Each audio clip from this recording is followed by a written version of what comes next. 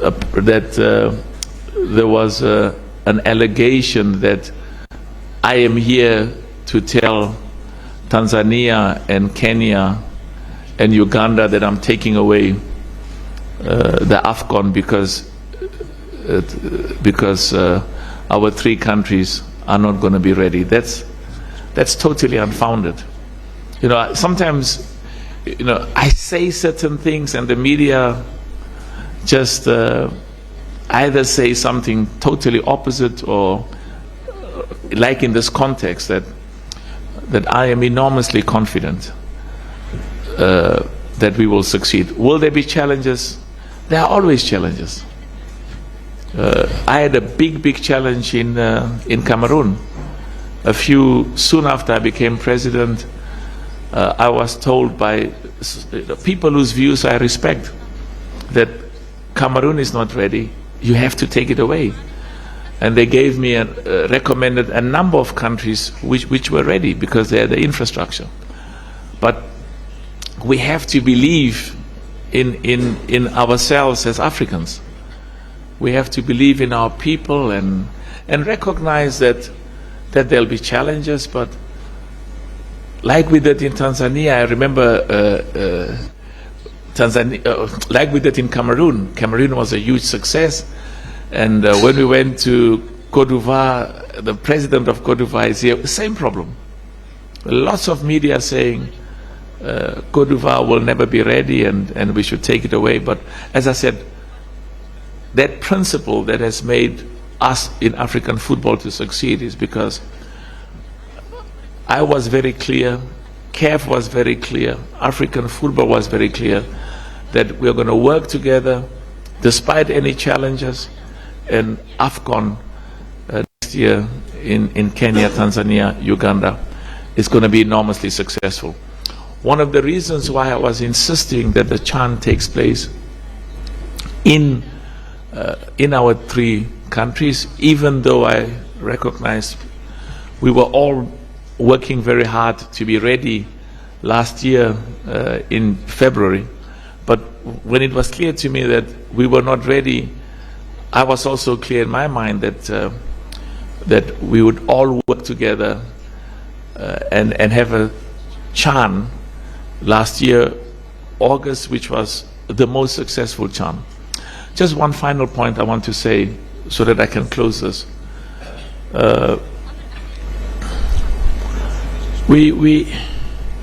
You know, I was at the World Economic Forum in Davos, and I've been going to these big meetings with some of the most prominent businessmen and heads of state, and there's always a huge obligation on us from Africa, as well as a huge commitment by all of us to make sure that we show our people that we can host an Afcon, we can host a football competition like the best in the world. We've just had the most successful Afcon in the history of this competition in Morocco. We had an enormously successful Afcon in Côte d'Ivoire. We had a successful Afcon in Cameroon. But we also have to send a message to all of our people on the continent that that we believe in our capacity to succeed. We believe in our capacity to be as good as the best in the world, because we have the skills, and also we have the self-belief and the integrity. And that's why I really hope I will not hear this. I hope nobody will ask me that question as well. Afcon is going to be taken away, or whether it's going to be in Kenya, Tanzania. You can ask me whatever question you want. If you want to ask me, go ahead and ask me. But I'm just emphasizing that I have a huge amount of confidence, and I'm going to work very hard, and we are all going to work. The EXCO is going to work hard. My vice presidents are going to work hard. I'm so proud of Wallace, the president of football in Tanzania. I'm so proud of Mohamed, the president of football in Kenya, and I'm proud of my vice president, our vice president in Uganda. I'm proud of Magogo. And let me repeat, there will be information in the media over the next few months that this stadium is not ready, this pitch is not ready, the grass is not ready, there are not enough hotels, and we'll fix those challenges. We're going to have a celebration. And I was very proud, and I can say it as the president of the 54 football nations in Africa. I was so proud, Wallace, of how Tanzania played. Wallace? Yes. Yeah, I want to see you, Wallace. You are hiding somewhere, I don't know. No. Yeah. Yeah. I go forward, you go backwards, I go backwards, you go forward. I was so proud of how Tanzania played in Morocco. Very, very proud. I was so proud of how Uganda played.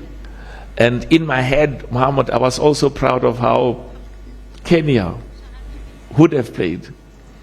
And we are going to use this competition to identify the best talent amongst our young boys and girls.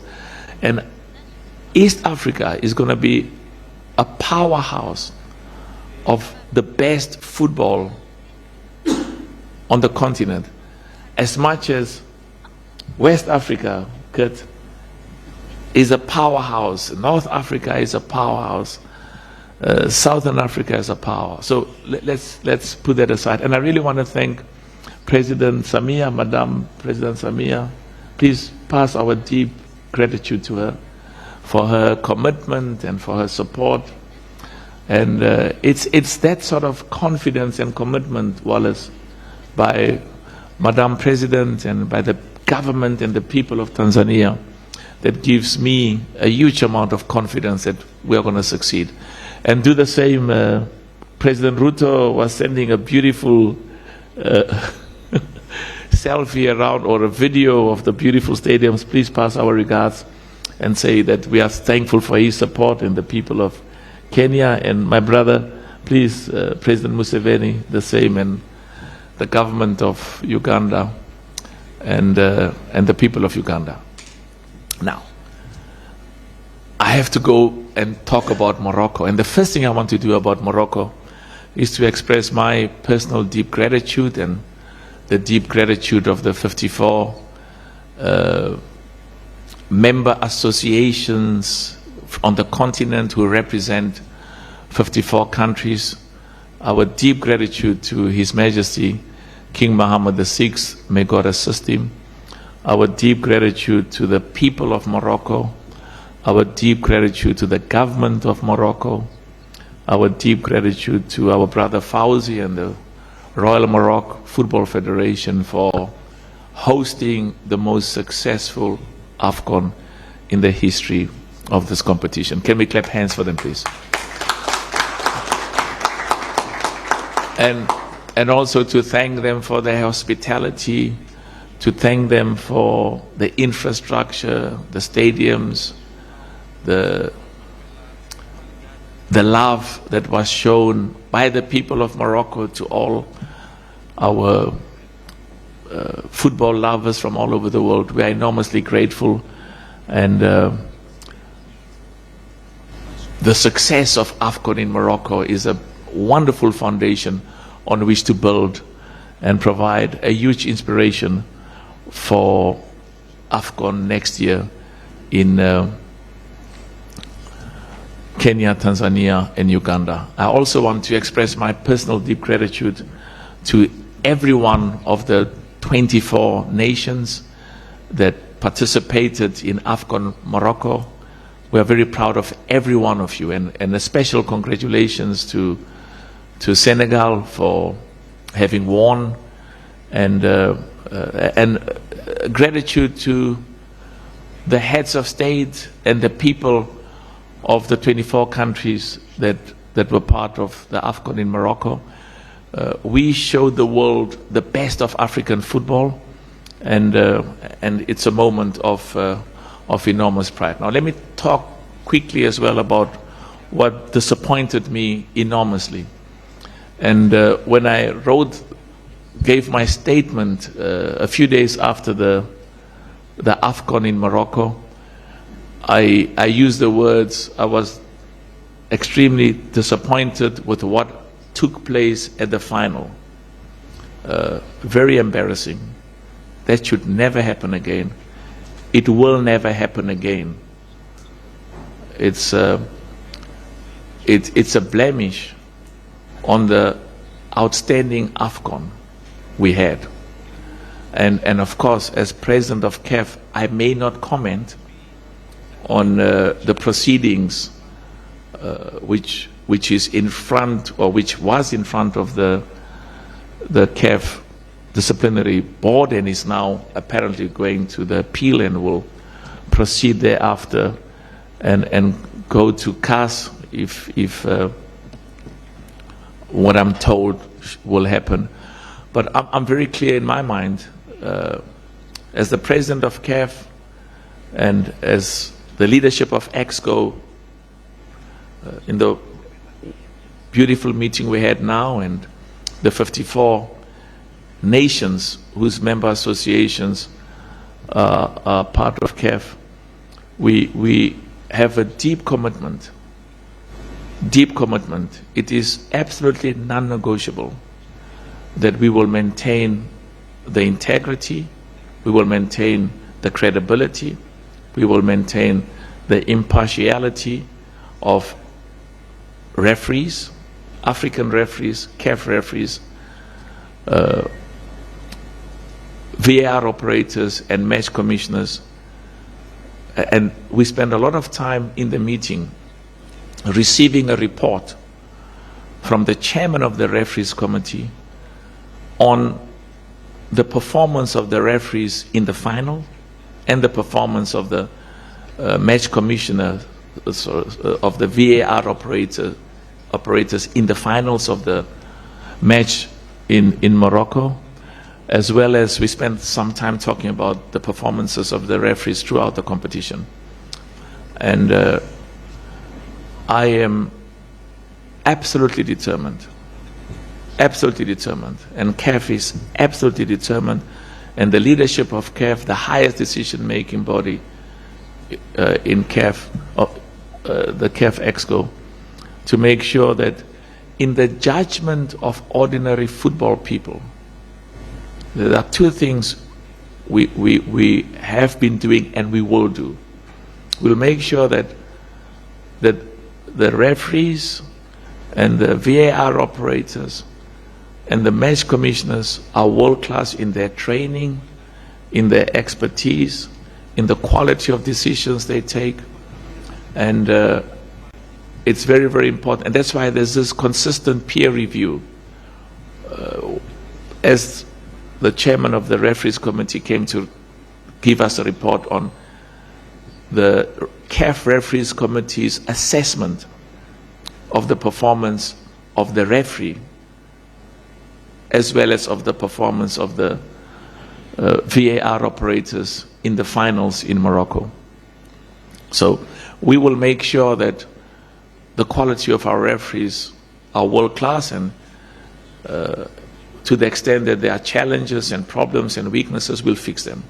But another very important thing, and this is very, very essential, that ordinary football lovers in Africa and throughout the world, they must look at the decisions that our referees and VAR operators take and believe that those decisions are just, fair, and equitable. So I'm absolutely confident that the excellent report we got about the performance of the referees and the VAR operators in Côte d'Ivoire, we got exceptional reports of the previous Afcon in 2023, where the feedback was African referees, African VAR operators are amongst the best in the world. So our expectation is that Morocco, the Afcon in Morocco, would continue and and maintain that exceptional respect. And the perception overall is that, particularly in relation to some of the incidences in their totality, that it was a moment of extreme disappointment for me, and we will fix that.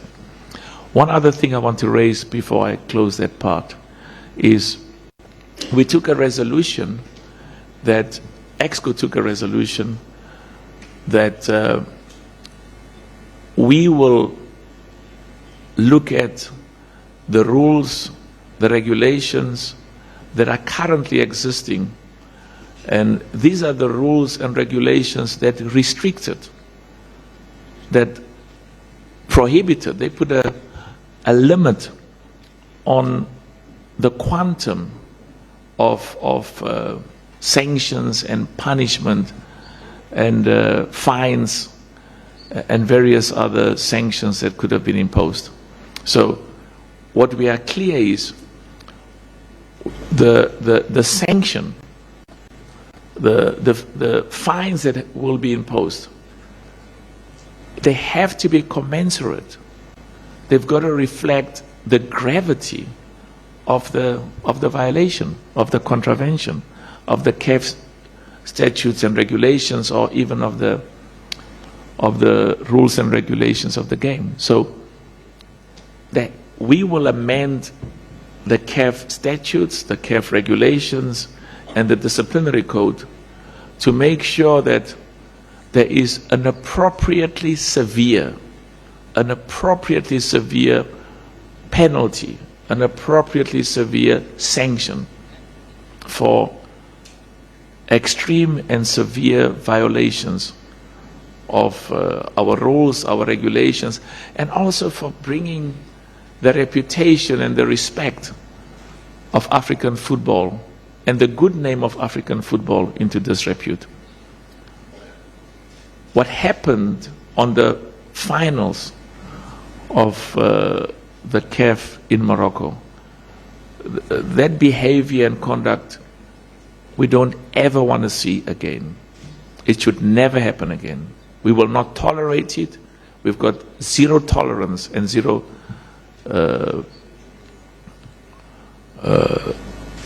it's non-negotiable.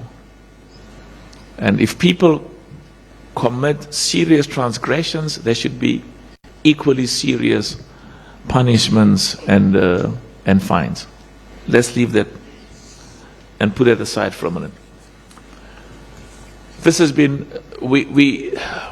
if you put aside those blemishes, those moments where we need to change and we need to improve, and we will definitely change and we will definitely improve significantly to make sure that we are world class in the decisions of the referees, the match commissioners, the behavior of spectators and our competitions. So the quality of football has been recognized as being world class, amongst the best in the world. And as I said, the stadiums were world class, the pitch, the cooperation from the government and the people of Morocco, as I said, enormously grateful. And we have been more successful than ever before. There were, I don't have that presentation now with, but approximately, yeah, thank you, a huge amount of, I want to make sure that in terms of the number of sponsors, it's a record number. I think it's in its 2023, okay? So there's been a more than 100% increase, almost from the, in Cameroon we had 5, in Cameroon we had 6 sponsors. In Morocco we had 23. Now there's some 600. Yeah, I know, but the percentage increase, 680% increase in the number of sponsors. Enormously successful. It's the confidence and the excitement that sponsors have, but also the commercial viability because we want our sponsors to do well. And the revenue in Cameroon, it was 5 million in Cameroon. In Cote d'Ivoire, it was 105 and 196, and in Morocco it was 196.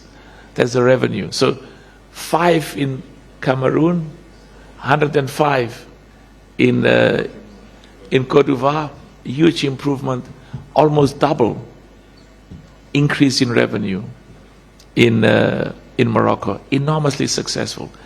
What they call digital views, or people watching either on TikTok or on Instagram or YouTube, Facebook,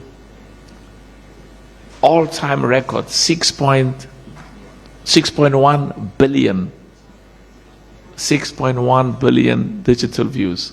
So African football is exciting, people love it, people want to watch it, and also it goes also hand in hand with our commitment to use football to create jobs for our people, to bring investments in those countries that are hosting the Afcon, to have tourists come. Cote d'Ivoire, according to one of the top companies in the world, benefited to the value of 1.4 billion. We are still getting the numbers from Morocco. But football is part of our commitment to improve the living conditions and standards of living of our people, quite apart from the huge love and the passion we have for football. 180 countries, Lux, 180 countries were watching the Afcon on television. It's exciting. Remember, we've got 54 countries in Africa. So 126 countries from outside Africa are saying that African football is enormously attractive, and they're keen to watch it. So we'll release those numbers later, but we are enormously proud and enormously excited about the extreme and immense success. 2 other issues. I had said to you in Morocco that CAF, our objective is to have an Afcon, or the equivalent of an Afcon, every year. Not every 2 years, every year. And the Afcon, as we know it now, we want to increase it to 28 countries. And as we said, that will take place once every 4 years. But remember, the Afcon, as it is currently constituted, is an important part that we want to maintain, at least under the name of the Africa Nations League, have that coming together every 2 years. So every year there will be, we also want to build this regional or zonal competition, because when you've got Tanzania play Uganda, or Tanzania play Kenya, or where you've got Cote d'Ivoire playing Senegal, or Nigeria playing Ghana, or Mozambique playing South Africa. We want to build football at grassroots level, but also one of the important objectives of the African Nations League is to contribute to the development and growth and investment in football infrastructure in every single one of our 54 nations. Why this African Nations League was also critical is there are still, the number is about 12 or 13. It has come down from 22 nations, and it varies, that don't play football in their countries. You cannot build football if the spectators and the fans cannot watch their national team, their football clubs play in their country. So we are confident that this African Nations League will contribute enormously to the improvement in the stadiums, because every nation has to play. Every single one, not the 24 nations. Every year, 54 nations have to play. And I was saying to Wallace, you know, last year when they had the Confederations Cup, and I gave instructions as the president of CAF that we wanted the Confederations Cup final to be played in Dar es Salaam. Now, you know, people say other things, and which are factually incorrect. We gave an instruction. But when the feedback was that Dar es Salaam did not meet the Mkapa Stadium, did not meet the requirements, I said, fix it. Because we want full stadiums. I don't want Simba to be playing in Zanzibar. I love Zanzibar. But I want a full stadium at Mkapa. I want Nyanga. Where's Yanga? Yanga. They must play in front of a full stadium here at Mkapa. I love Zanzibar, but it hasn't got the same capacity. It'll get there over time. So, you know, we do understand that at times people will make statements which are contrary to the clear instructions. And so that's why we came today. When I leave here, I'll be going to the Wallace. Wallace is listening in Swahili to my translation. When I leave here, I'll be going to the stadium. You know, when CAF started the African Football League, we insisted that the opening match must be here in Tanzania. It was all of the top countries, all of the top football clubs. But we told Gianni Infantino, we're going to get into the plane and go to Benjamin Mkapa Stadium in Dar es Salaam, because this country has got exceptional talent. So I'm going there now to go and see the beautiful work, the improvement of the infrastructure and the stadium in preparation for next year. We don't have time. We don't have time. But I'm excited about the passion and the commitment of Madam President. I'm excited about the passion and commitment of President Ruto and President Museveni. So we will be enormously successful next year. Have I forgotten anything? You okay? Have I forgotten anything? All right. So let me just see quickly, because they always say, President, there's something else you should have said. I don't know what it is. And maybe some of them will come. So we have to believe in ourselves, in our people as Africans. And when I say believe, I'm talking about believing that we can host and we will host an extremely successful Afcon in our three countries. You know what? We took the wrong, you took the wrong document. I don't know, you left the right one elsewhere, but it's fine. Let me see. No, it's okay. All right. So if there are any questions, we will answer those questions. If you just say who you are, tell us which media you come from, and you can join us if you want to go and visit Benjamin Mkapa. We will be announcing in due course the date of when the competition will start. It's going to be next year, June, July. So we'll tell you specifically what date. And I was saying to Wallace, of course, there's a draw, but in a legal, ethical, moral sense, I don't want. We have to do in Africa what is done all over the world.